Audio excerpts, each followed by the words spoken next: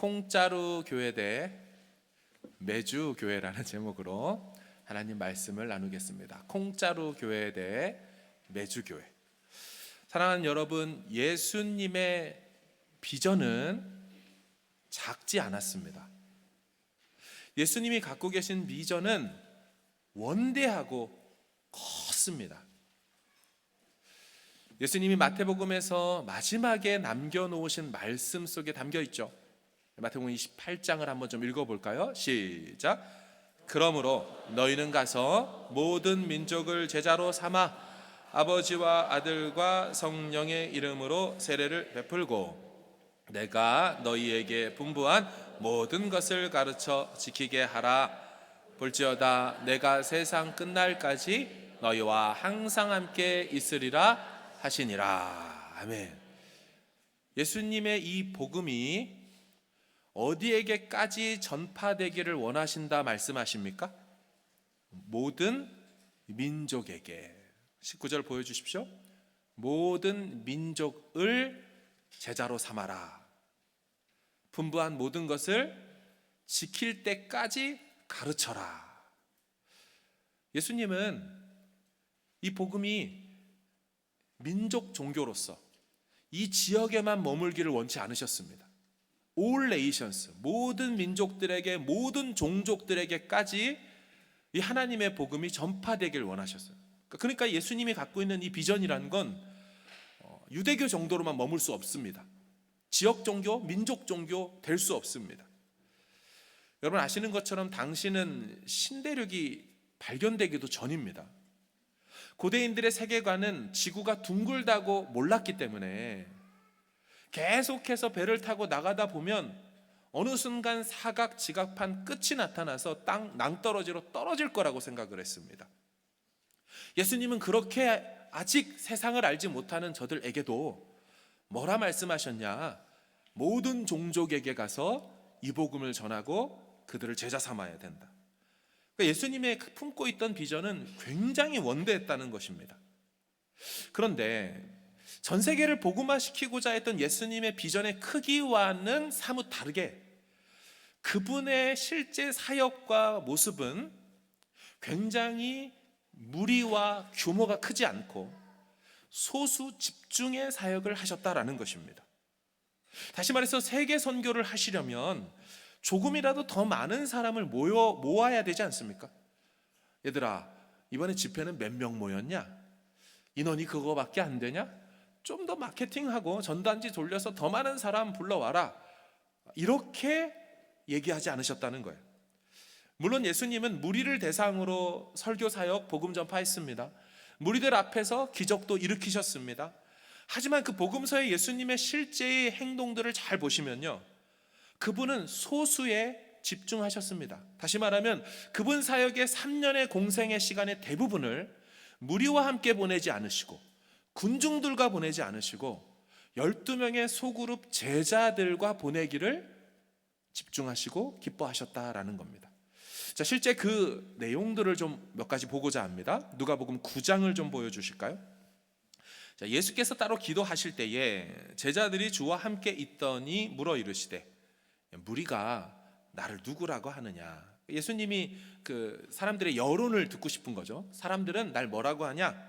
그러니까 19절 대답하여 이르되 세례 요한이라고도 하고 몇몇은 엘리야라고도 예수님을 하고 또 몇몇 더러는 옛 선지자 중에 한 사람이 살아났다라고 합니다. 사랑하는 여러분, 이 사람들의 무리들의 예수님 인식이 정답입니까? 맞습니까? 아니죠. 예수님이 세례 요한도 아니고 엘리야도 아니고 옛날 선지자가 죽었다 살아난 존재도 아니란 말이에요. 그 무리들의 예수님에 대한 이해가 잘못되어 있습니다. 자, 그러면서 예수님이 다시 묻습니다. 20절 예수께서 이르시되 그러면 너희는 나를 누구라고 하느냐?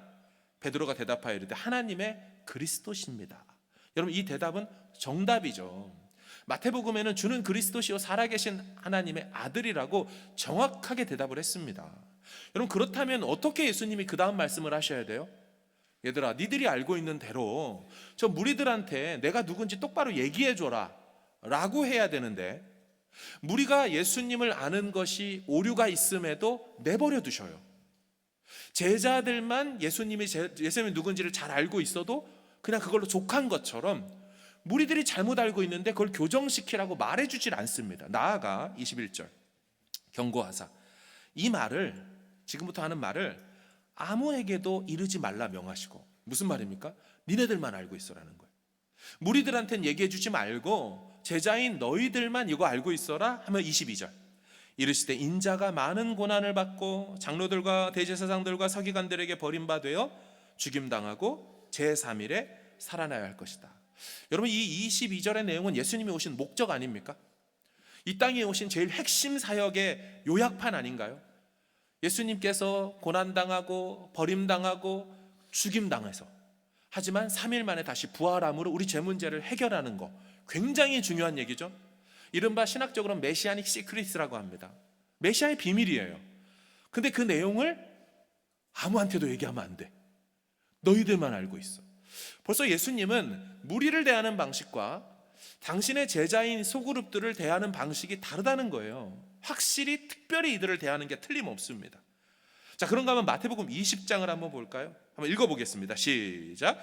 예수께서 예루살렘으로 올라가려 하실 때에 두 제자를 따로 데리시고 길에서 이르시되 보라, 우리가 예루살렘으로 올라가노니 인자가 대제사장들과 서기관들에게 넘겨짐에 그들이 죽이기로 결의하고 이방인들에게 넘겨주어 그를 조롱하며 채찍질하며 십자가에 못 박게 할 것이나 제3일에 살아나리라. 아멘. 17절을 보여주십시오. 예수님이 예루살렘에 올라가려고 하시는 건 보시는 것처럼 마태복음 20장이기 때문에 예수님 사역의 마지막입니다. 그 마지막 일주일의 순환주간의 시간들을 보내려, 다시 말하면 십자가에 죽으시려 가는 때에 12제자를 따로 데리시고 길에서 이르시되, 지금 무리들과도 같이 제자들이 움직이고 있는데 그 무리들한테는 얘기 또 안 해주는 거예요. 제자들에게만 따로 길에서 비밀 얘기해 주시는 게 뭐예요? 18, 19절 아까 얘기했던 인자가 고난받고 넘겨지고 죽임당하지만 3일 만에 부활할 거다. 예수님은 확실히 제자들을 조금 표현이 그렇지만 편에까지 한 것 같습니다. 자, 마가복음 8장도 보세요. 이에 자기의 일을 아무에게도 말하지 말라 경고하시고, 역시나 31절 인자가 많은 고난을 받고 불라 비로소 그들에게, 제자들에게만 가르쳐 주십니다. 그럼 마태, 마가, 누가가 다 이 내용을 공유하고 있어요. 제자들한테만 메시아의 비밀을 얘기해 줬다. 여러분, 그런가 하면 마태복음 13장을 보십시오.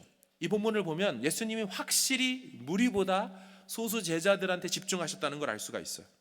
예수께서 이 모든 것을 무리에게 비유로 말씀하시고 비유가 아니면 아무것도 말씀하지 아니하셨으니 이는 선지자를 통하여 말씀하신 바 내가 입을 열어 비유로 말하고 창세부터 감추인 것들을 드러내리라 함을 이루려 하심이라. 자, 34절 보여주십시오.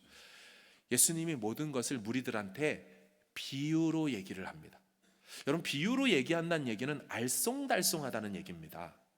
알아들을 귀가 있는 사람, 들을 귀 있는 사람만 그 천국의 비밀을 알아듣고요, 들을 귀가 없는 사람, 다시 말하면 불택자들은 아무리 들어도 못 알아듣는 방식으로 얘기하셨어요.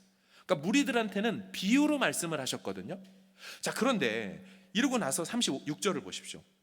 이에 예수께서 무리를 떠나사 집에 들어가시니, 자, 숙소에 가십니다. 거처로 이동하셔요. 제자들이 나와 이르되, 이 제자들도 못 알아듣겠다는 거죠. 밭의 가라지의 비유를 우리에게 설명하여 주소서. 자, 질문을 합니다. 37절 대답하여 이르시되 좋은 씨를 뿌리는 이는 인자를 말하는 거다. 씨는 말씀을 의미하는 거다. 그 말씀이 뿌려진 밭은, 이러면서 여러분, 예수님이요 무리들한테는 비유로만 얘기하시고 제자들한테는 질문도 받는 시간, 그 질문에 대한 설명과 답도 해주는 시간을 따로 갖는다라는 것입니다. 확실히 예수님은 무리와 제자를 달리 대하셨죠. 마가복음 4장도 보세요. 예수께서 이러한 많은 비유로 그들이 알아들을 수 있는 대로 말씀을 가르치시되 비유가 아니면 말씀하지 아니하시고, 이 해석이 좀 헷갈립니다. 다만 혼자 계실 때에 그 제자들에게 모든 것을 해석하시더라. 자, 혼자 계실 때 제자들한테 그 비유의 말씀을 해석해 줬다라고 되어 있는 게요, 영어 성경 보면 좀 더 이해가 됩니다. NASB를 보여주시면 He was explaining everything. 그러니까 그가 모든 걸 다 설명해 주는데 to his own disciples한테 다 해주는데 언제? privately, 개인적으로 다 설명해 주더라는 거예요. 사적인 자리에서 그들에게 설명해 주더라는 거예요. 그럼 보시는 것처럼 예수님의 관심과 집중은 소수 제자 이들에게 있었다는 걸 알 수 있습니다. 여러분, 왜 그러셨을까요? 세계 선교의 비전을 갖고 계신 분이 왜 소수 제자에게만 집중하셨을까요? 복음서를 보시면 아시는 것처럼 여러분, 무리들은요, 시간이 지나면 어느새 성난 군중으로 바뀝니다. 예수님을 못 박으라고 소리칩니다. 그러니까 무리는요, 그 형태 자체가 언제든지 가변적입니다. 달려들 수 있고 예수님을 죽이라고 할 수도 있습니다. 그래서 예수님은 이 무리에서 세계 선교를 감당할 제자가 나오지 않는다는 걸 알고 계셨어요. 소그룹 환경에서만 비저너리와 디사이플이 나온다는 걸 알고 계셨어요. 그래서 당신의 시간, 3년의 시간 대부분을 무리와 함께 보내지 않으시고 제자들과 계속 동거동락하며 그들을 가르치고 그들에게 말씀을 깨우쳐 주셨어요. 여러분, 이런 의미에서 바라볼 때 지금 오늘부터 새로 시작하는 우리 광명교회 목장 사역은 소그룹이라는 환경이라는 것 때문에 특별한 의미를 갖게 됩니다. 여러분, 잘 보시면 우리 주일 예배는요, 대그룹으로 시작해서 소그룹으로 마칩니다. 같이 이렇게 대그룹으로 많이 모여서 함께 예배하고 찬송하지만 예배를 마치면 자연스럽게 2부 예배 마치고 점심 식사하러 갑니다. 그게 자연스러운 목장 모임이 되어지고 그러고 나서 소그룹으로 결국 끝나고 집에 돌아갑니다. 그러니까 시작은 대그룹이지만 우리 신앙생활을 잘 보면 마침은 소그룹입니다. 여러분, 이 대그룹은요, 보시는 것처럼 농사 비유를 한다면 예수님이 마태복음 13장처럼 말씀을 선포하면 우리 각 사람의 마음밭에 말씀의 씨앗이 지금 뿌려지는 겁니다. 막 뿌리고 있는 거예요. 이스라엘의 농사법이 흩뿌리기거든요. 그러다 보니까 여러 밭들에 떨어지게 되는 거죠. 자, 그러면 뿌려진 이 말씀의 씨앗을 가슴판에 이렇게 놓여져 있는데 예배가 마치면, 대그룹 예배가 끝나면 어떻게 되냐면 그 뿌려진 마음밭에 있는 것을 소그룹으로 가지고 가서 은혜를, 말씀을 나누는 것을 통하여 우리 마음밭 안으로 그 뿌려진 씨앗이 들어가 심기우게 된다는 것입니다. 여러분, 말씀이 뿌려지는 대그룹 예배, 뿌려진 말씀이 마음밭 안에 심겨지고 드디어 뿌리가 내려지고 싹이 터지는 시간, 그러니까 실제 우리의 심령이 말씀과 더불어 자라나게 되는 성장과 성숙의 시간 타임은 이 자리라기보다는 오히려 소그룹 환경에서 목장 시간을 통하여 성장하고 성숙하게 된다는 것입니다. 여러분, 사실 둘 다 중요하죠. 대그룹 예배가 없다면 말씀이 공식적으로 선포되질 않습니다. 우리가 주중에 말씀을 통독도 하고 묵상도 하지만 그 뜻이 무엇인지 풀어지고 해석되어지고 우리 눈앞에 펼쳐지고 그리고 내게 주시는 하나님의 공식적인 음성으로 듣는 시간은 사실 이 주일 예배를 통해서 이루어지는 설교 행위를 통하여 이루어지는 것입니다. 하지만 그것으로만 족한 게 아니라는 거예요. 그 뿌려진 말씀이 소그룹 목장으로 가서 나누게 될 때 그게 하나하나 마음속으로 들어오게 된다는 거예요. 여러분, 목장 소그룹을 그동안 해보신 분들은 이 말씀이 무슨 말인지 아실 겁니다. 여러분, 일단 우리는 목장을 할 때 식탁 공동체로 모이죠. 일부는 커피와 바다 코코넛과 함께 모이게 됩니다. 2부는 점심 식사 공동체로 모이게 되죠. 이렇게 식사를 나누면서 우리가 입이 열리면서 마음도 열리게 되죠. 이른바 이걸 식구라고 하지 않습니까? 먹을 식 입구. 같이 밥 먹는 입을 가진 사람들을 바로 식구라고, 패밀리라고 말을 합니다. 이렇게 식탁 공동체로 모인 후에는요, 우리가 자연스럽게 서로의 근황을 묻습니다. 웰컴이라는 걸 하죠. 지난 주간에 어떻게 지냈습니까? 부터 해서 오늘 그 목장 이 나눔지를 보시면 목자 세미나에 배운 내용인데요. 웰커밍 할 때 아이스 브레이킹 하는 거. 자신에 대해서 3가지 사실을 말하는 거예요. 나는 이렇다 저렇다 저렇다. 근데 이 3가지 중에 2개는 true, 진짜고요. 하나는 false, 나하고 맞지 않는 겁니다. 그래서 그 얘기를 듣고서 어떤 게 이분에게 아닌 것일까를 맞추는, 그러면서 사실은 서로를 알아가는 이 웰컴이라는 걸 처음에 하게 됩니다. 그 다음에는 월십이라는 하나님 앞에 찬양하며 마음을 하나님께로 올리고 집중하는 시간을 갖고요. 세 번째는 워드라고 해서 선포된 이 말씀을 같이 리마인드하고 반추하고 그 느꼈던 것들을 나누는 쉐어링 시간을 갖게 됩니다. 여러분, 그 과정을 통하여 어떤 일이 일어납니까? 우리 중에는 초신자가 있어요. 혹은 우리 마음밭이 길가밭이나 돌짝밭이나 가시덤불에 쌓여있는 아직 준비되지 않은 마음밭으로 이 자리에 계시는 분이 있을 수 있습니다. 그 모든 것을 뚫고 지금 이 자리에 나온 거죠. 근데 말씀을 딱 들었는데 잘 이해가 안 돼요. 무슨 말이지? 도대체 뭐지? 자, 이런 상태로 목장에 갔어요. 근데 목장에 가보면 그 7명, 8명, 10명 요 되는 요 사람들 중에는 옥토밭의 마음을 갖고 계셔서 그 뿌려진 씨앗의 말씀을 잘 심어서 자신에게 있던 은혜를 나누실 때가 있어요. 그러다 보면 자연스럽게 내가 이 자리에서 들을 때는 뭔 말인지 몰랐는데 그분의 언어와 삶과 인생을 통하여 말씀이 관통되어 요약하여 재진술되게 됩니다. 오늘 말씀이 저런 내용이었구나를 먼저 알게 되고, 두 번째, 오늘 말씀의 핵심과 강조점과 은혜 포인트는 저런 거였구나를 그분의 입술을 통해 다시 듣게 되죠. 세 번째, 그리고 들은 말씀을 가지고 나 이렇게 살아봐야겠다는 고백까지 들으며 적용이라는 걸 배웁니다. 게다가 한 주가 지나고 나면 그 말씀대로 살아본 그분의 삶의 결과들을 듣습니다. 말씀대로 행하면 저런 일이 있고, 결국 이게 한 달이 되고 6개월이 되고 1년이 되면 삶이 저렇게 달라지고 성숙하게 되는구나 하며 거룩한 부담감과 닮아가고자 하는 욕망들이 생기죠. 이 상호 모방이라고 합니다. 그러니까 우리가 그냥 여기서 예배만 드리고서 집에 가버리면요, 이게 무슨 말씀인지 적용하는 것도 모르겠고 살아내는 것도 모르겠고 모르는 채로 알쏭달쏭 비유만 듣고 간 것처럼 된다는 거예요.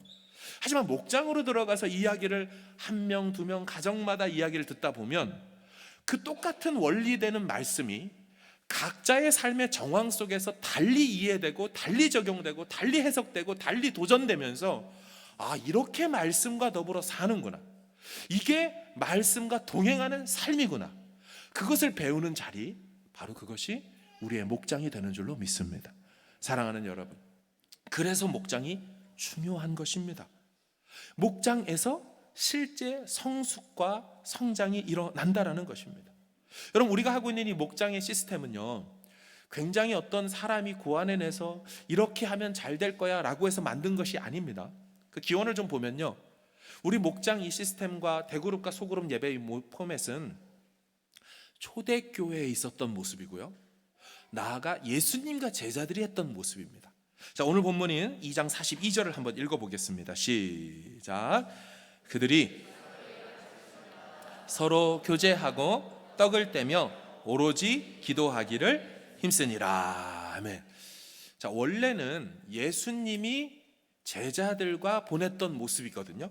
여기서는 그들이 할 때 초대교회 성도들을 말하는 것이 맞지만 그 이전에는 뭐가 됐냐면 그들은 제자들이고요, 여기서는 사도들의 가르침이지만 이전에는 예수님의 가르침을 받아 제자들이 서로 교제했죠. 예수님과 3년간 동고동락하며 교제했어요. 떡을 떼며 애찬과 성찬을 같이 나눴죠. 그리고 기도하는 데 힘썼어요. 물론 겟세마네 같은 자리에서는 기도하기에 힘쓰지 못했지만 예수님이 늘 산에 데리고 다니며 새벽 미명의 습관을 쫓아 기도하러 다니셨기 때문에 그 모습을 배웠고 그것을 그들도 습득했습니다. 지금 그것이 예수님 부활 승천한 다음에 어떻게 됩니까? 사도들에 의해서 세워진 교회들, 이 초대교회, 얼리처치에 그대로 투영되고 있습니다. 그대로 초대교회가 예수님과 제자들의 신앙생활의 모습을 답습하고 재현하고 있다는 것입니다. 여러분, 또 이어서 보겠습니다. 44절에서 47절입니다. 시작. 믿는 사람이 다 함께 있어 모든 물건을 서로 통용하고 또 재산과 소유를 팔아 각 사람의 필요를 따라 나눠주며 날마다 마음을 같이하여 성전에 모이기를 힘쓰고 집에서 떡을 떼며 기쁨과 순전한 마음으로 음식을 먹고 하나님을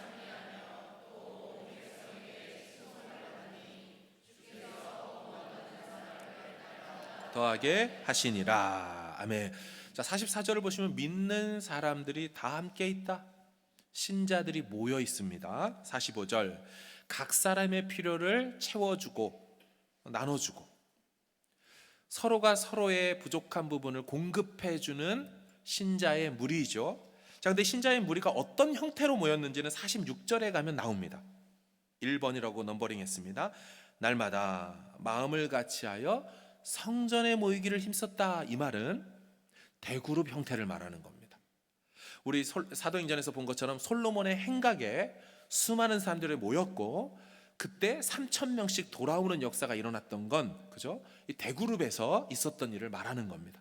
자, 그런데 2번을 보면 그런 다음에 집에서 떡을 떼고요 음식을 먹습니다.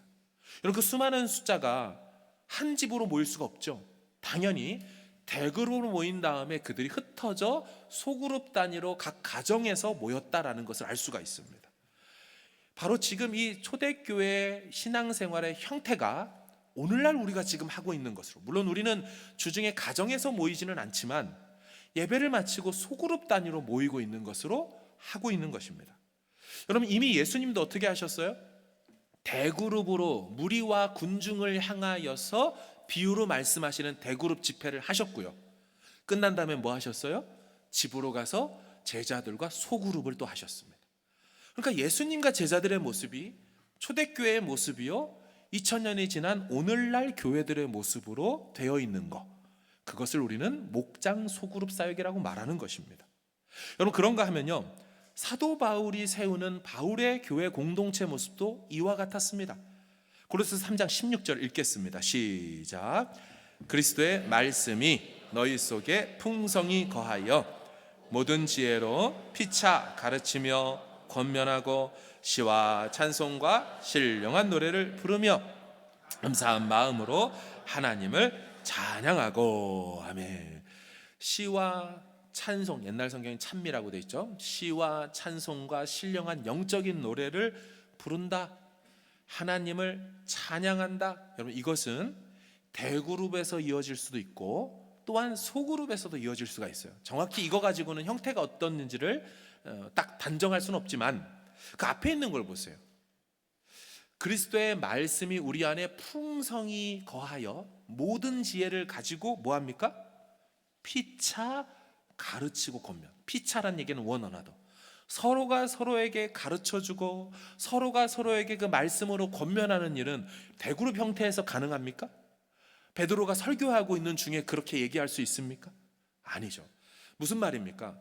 이 바울의 교회 공동체 모습에도 피차 가르치고 권면하는 것을 얘기하는 걸 보면 대그룹으로만 모이는 게 아니라 소그룹 안에서 그리스도의 말씀을 가지고 서로 힘들고 연약하고 두려워 주저할 때 그 말씀으로 용기를 주고 북돋아주고 권면했다는 거예요. 혹은 말씀을 잘 모르는 어린 신자, 초신자가 오면 무슨 뜻인지 가르쳐주는 일들, 여러분, 그것은 소그룹에서만 가능한 일이죠. 그렇게 바울의 공동체가 모였습니다. 그런가 하면 이 히브리인들끼리 모이는 히브리 이 공동체에도 이와 같은 표현이 있습니다. 히브리서 10장을 한번 읽겠습니다. 시작. 서로 돌아보아 사랑과 선행을 격려하며 패하는 어떤 사람들의 습관과 같이 하지 말고 오직 권하여 그날이 가까움을 볼수록 더욱 그리하자. 아멘. 대그룹으로는요 서로를 돌아볼 수가 없습니다. 서로를 돌아보려면요 이쪽 분단에 계신 분이 저쪽 분단에 계신 분의 상황을 알아야 되죠. 대그룹으로 있으면 상황을 서로 알 수가 없습니다. 소그룹으로 있어야만 그 사람의 필요를 알게 되고 또 그 사람의 어려운 부분을 어떻게 도울지도 생각할 수 있게 되죠. 따라서 서로를 돌아보고 사랑과 선행을 격려하고 모이기를 패하는 어떤 사람들의 습관을 따라가지 말고 오직 권면하면서 그날이 가까움, 주님의 재림의 때가, 주의 날이 가까움을 볼수록 말세가 됐구나, 종말이 다가오는구나를 느낄수록 더욱 서로 돌아보고 격려하고 권하며 살아가야 된다. 이게 히브리 공동체에 대한 말씀이었습니다. 사랑하는 여러분, 우리는 교회로 같이 모여 있어요. 근데 교회가 교회되기 위해서는요, 이렇게 대그룹으로만 있어서는 교회가 교회될 수가 없습니다. 꼭 교회는 소그룹 단위로 다시 모여 서로를 사랑하고 서로가 서로의 짐을 나눠지면서 그러면서 그리스도의 법을 성취하게 되는 것이죠. 사랑하는 여러분, 고린도전서 12장을 봐보세요. 몸 가운데서 분쟁이 없고 오직 여러 지체가 서로 같이 돌보게 하셨느니라. 여러 지체가, 이쪽 배가 아픈 분, 또 여기 상처가 있다면 손이 여기를 감싸주죠. 따뜻하게 합니다. 간지러우면 긁어줍니다. 손 자체에는 아무 문제가 없어도 손이 자연스럽게 다른 지체를 보듬어주고 케어하게 되는 거예요. 필요하다면 다리가 걸어가면서 이 아픈 부분을 회복하기 위해 병원에 데리고 갑니다. 교회는 서로 그렇게 서로를 돌보는 것으로 되어진다라고 바울이 말하고 있어요. 그런가 하면 에베소서 4장도 보세요. 서로 친절하게 하며 불쌍히 여기며 서로가 서로에 대한 긍휼한 마음을 같이 갖는 모습, 여러분 이게 대그룹에선 되질 않습니다. 서로를 모르기 때문에. 서로 용서하는 거, 하나님이 그리스도 안에서 너희를 용서하신 것 같이 그런 일이 일어날 수 있는 거 소그룹만 가능하죠. 그럼 예수님도 이런 말씀을 하셨어요. 우리 요한복음 13장을 한번 읽어보겠습니다. 시작. 내가 주와 또는 선생이 되어 너희 발을 씻었으니 너희도 서로 발을 씻어주는 것이 옳으니라. 아멘. 뭘 부탁합니까? 내가 주와 선생으로서 제자인 너희들에게 발을 씻어줄 이유가 없지만, 그런 위치도 아니지만 내가 주고 선생임에도 너희들 발을 씻어줬다면 동등한 관계인 너희들끼리도 서로 발을 씻어주는 게 맞다, 서로 섬기는 게 맞다라는 뜻입니다. 교회는, 예수님의 제자 공동체는 서로가 서로를 섬기는데요, 대그룹에서는 어렵습니다. 이 모든 말씀들을 실천하고 따라 살 수 있으려면 소그룹 환경 안에 우리가 들어가 있지 않는다면 그렇게 해낼 수가 없다는 거예요. 마지막으로 우리 목장 모임은요, 기도 공동체가 되어야 합니다. 다른 말로 한다면 목장은 기도 응답 받는 공동체가 될 것이다 라는 것이죠. 우리 야고보 공동체를 좀 볼 텐데 5장을 보십시오. 시작. 그러므로 너희 죄를 서로 고백하며 병이 낫기를 위하여 서로 기도하라. 의인의 간구는 역사하는 힘이 금이니라. 아멘. 넘버링을 2개 해놨는데, 첫 번째, 너희 죄를 서로 고백하며, 이 말은 죄를 고백한다는 얘기는요, 그 사람의 허물과 실수, 연약함을 나누는 것입니다. 그러면 그것을 들은 사람이 그를 위해 기도해주고 그가 회복되도록 하나님 앞에 합심하여 기도합니다. 그가 다 완전히 회복될 때까지 그 얘기를 듣고 서로 세워주는 것, 그걸 말하는 것입니다. 두 번째는 병 낫기를 위하여 서로 기도하라. 앞의 내용이 너희의 죄를 서로 고백한다, 이 말은 서로가 영적인 문제를 해결해주는 사람들로 만났다면, 두 번째는 병 낫기, 육적인 문제를 해결해주는 공동체로 만나야 한다는 것입니다. 실제적인 육체의 연약함뿐만 아니라 그 사람의 필요를 채워주는 그런 공동체로 서로를 위해 기도해주는 거죠. 사랑하는 여러분, 우리 광명교회가 2년에 한 번씩 새로운 목장으로 시작하게 됩니다. 저는 8년 정도 교회를 섬기면서 그래도 우리 교회가 건강하게 세워질 수 있었던 이유를 전적인 하나님의 은혜이지만 실제적인 면에서 목장의 목자분들의 수고와 헌신 때문이라고 확신하고 있습니다. 목회자인 저희가 성도의 어려움을 듣고 달려가도 이미 목자분들 가정께서 찾아오셨고 필요를 채우셨고요, 저희보다 훨씬 더 그 목원의 상황을 잘 알고 계시면서 그렇게 양육하고 돌봐주고 계십니다. 어려운 문제가 생기면 남들 앞에서는 차마 말하지 않던 얘기까지도 이 영혼을 세우기 위하여 자신의 무너졌던 이야기들, 아팠던 이야기를 가감없이 자신의 것을 꺼내어 줍니다. 나도 사실은 그런 어려움이 있었는데 하면서 그때 자신이 어떻게 믿음으로 혹은 때로는 실패함으로 그 시간들을 견디고 빠져나왔는지를 같이 이야기해 주는 사람, 바로 목자들이죠. 목자분들의 헌신과 수고가 없이는 우리 광명교회가 여기까지 올 수가 없었습니다. 게다가 그 어려움 때문에 자신들이 금요기도에 나와서 그렇게 그분들 위해 기도합니다. 제가 얘기를 듣습니다. 목사님, 우리 집 기도 제목은 저기 뒷전이고 그 가정 살려달라고 회복시켜달라고 기도하는데 제가 하는데 이게 맞는지 모르겠어요 하면서 허허 하고 웃으세요. 하나님께서 어떻게 보실까요? 그리고 그러다가도 그 가정이 회복되고 좀 나아지는 기미라도 보이면 마치 자신의 기도가 응답된 것 이상으로 기뻐하면서 또 은혜를 나누고, 그렇게 세워져가는 가정들을 보며 자신이 은혜를 받는다고 말하고, 그렇게 헌신하고 쏟아주면서도 오히려 내가 성장하게 되었다라고 말하고, 하지만 자신의 문제는 여전히 있고, 여러분, 근데 그것을 개의치 않고 또 영혼들을 바라보시는 분들이 교회의 목장의 목자들이십니다.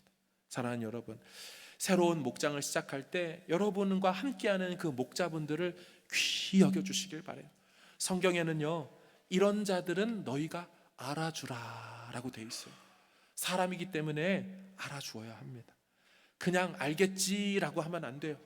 그분의 수고와 2년 동안, 한 텀 동안 나를 위해 기도하고 나를 사랑하기로 작정하신 분들이 여기 있는 목자분들이세요. 아직 대면도 안 했고 잠깐 카톡하고 전화밖에 안 했지만 이분들은 이미 준비가 돼 있어요. 하나님 어떤 사람을 보내주시든지 제가 끝까지 사랑할 것입니다. 그의 아픔을 내 아픔으로 여길 것입니다. 함께 세워갈 것입니다는 사명자, 사역자의 마음으로 그렇게 목자분들이 세워지셔요. 여러분, 그래서 이 목자분들의 수고를 통하여 오늘 설교 제목처럼 우리 광명교회는 콩자루 교회가 아니라 매주 교회가 되었습니다. 이게 무슨 뜻일까요? 여러분, 콩자루 교회 아시죠? 이 자루가 있으면 거기에 콩을 타다다다닥 넣습니다. 그리고 콩자루를 탁 이렇게 잡아요. 그러면 어떻게 보입니까? 콩이 한 대 다 모여 있습니다. 잘 모여 있어요. 하지만 이 콩자루를 잡은 손이나 콩자루에 충격이 가해지거나 위기가 되면요, 그래서 이 콩자루가 바닥에 탁 하고 떨어지게 되면 어떻게 될까요? 콩자루에서 콩이 쫙 하고 퍼져나가겠죠. 이미지를 준비했습니다.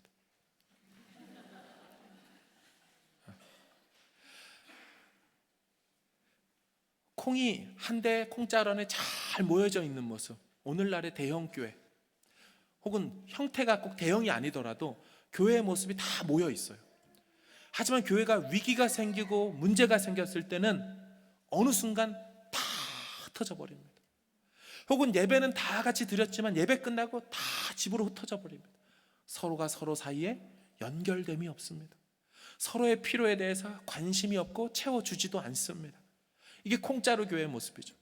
근데 옛날에는 콩자루 교회라고 교회론으로 표현을 했다면 요즘에는요, 영화관 교회라는 표현을 쓰더라고요. 영화관 가보신 분들 아실 겁니다. 좋은 영화가 나오면 사람들이 입소문 타고 막 모입니다. 좋은 목사님 오셨다고 하면 사람들이 막 모입니다. 좋은 강사 왔다고 하면 막 모여요. 그래서 그 영화를 보면서 재미난 부분에서는 막 깔깔거리고 웃기도 해요. 슬프거나 감동적인 장면이 나오면 훌쩍훌쩍하며 여기저기 우는 소리도 들립니다. 하지만 영화가 다 끝나고 나면 어떻게 됩니까? 주섬주섬 자기의 소지품을 챙겨서 다 집으로 흩어집니다. 교회가 영화관 교회가 되면요, 이와 같다는 거예요. 여러분, 혹시 영화관에서 막 재밌는 장면이 나온다고 앞에 있는 사람 막 탁탁 쳐가면서 막 이렇게 막 웃으면서 옆 사람한테 막 웃기지 마, 신고 당할 수가 있습니다. 그러지 않죠? 영화관에서 막 감동적인 장면으로 나와가지고 막 눈물을 흘리면 그 옆에 막 손수건 전해주고 휴지 전해주고 그러면 그 사람 눈물도 뚝 끊칠 겁니다. 뭐지? 이러면서 놀래면서 내 영화 보는데 왜 내 감정을 방해해? 영화관 교회는 이와 같습니다. 많이는 모였고 사람들은 다 같이 있는 것 같지만 서로 연결됨이 없고 끝나면 다 흩어져 버리는 것, 건강한 교회 모습이 아닌 것이죠. 그런가 하면 매주 교회라고 있습니다. 매주가 어떻게 생겼는지 모르실까 봐 이미지를 준비했습니다. 매주교회는 콩자루 교회처럼 똑같이 그 내용물이 다 같은 콩입니다. 그런데 매주교회에 된 이 콩은 형태가 다르죠. 자신의 자아를 그대로 갖고 있지 않습니다. 서로 같이 부딪히고 갈등하고 그러면서 또 뜨겁게 삶아지면서 성령의 능력으로 삶아지며 자기 자아가 부딪힙니다. 깨집니다. 그러면서 어느 순간 하나가 되어버립니다. 그래서 매주교회는 떨어뜨려도 혹 깨져가지고 산산조각 나듯이 퍼져가지 않습니다. 서로가 서로를 꽉 끌어안고 있습니다. 아프지만 힘든 시간을 보냈지만 교회는 어느덧 한 몸이 되어버리는 것입니다. 사랑하는 여러분, 저는 우리 광명교회가 이 목장사역이라는 것을 통하여 사람들은 많이 모였지만 아무 결속력도 없고 주를 위해서 뭔가 하지도 않고 내 자아를 내주지도 않고 내 것을 나누지도 않는 콩자루 형태의 교회가 아니라 진정 그리스도 안에서 내 자신을 내려놓고 한 알의 밀이 땅에 떨어져 썩어져 가는 것처럼 나를 버리고 그리스도의 열기로, 성령의 열기로 다 하나 되어 뭉쳐져서 오히려 콩 자체로는 특별한 영양소가 많지 않지만 매주가 되었을 때, 시간과 함께 발효되고 그렇게 녹익었을 때 정말 세상에 유익이 되어지고 하나 되어지는 건강한 교회가 우리 광명교회 되길 주의 이름으로 축원합니다.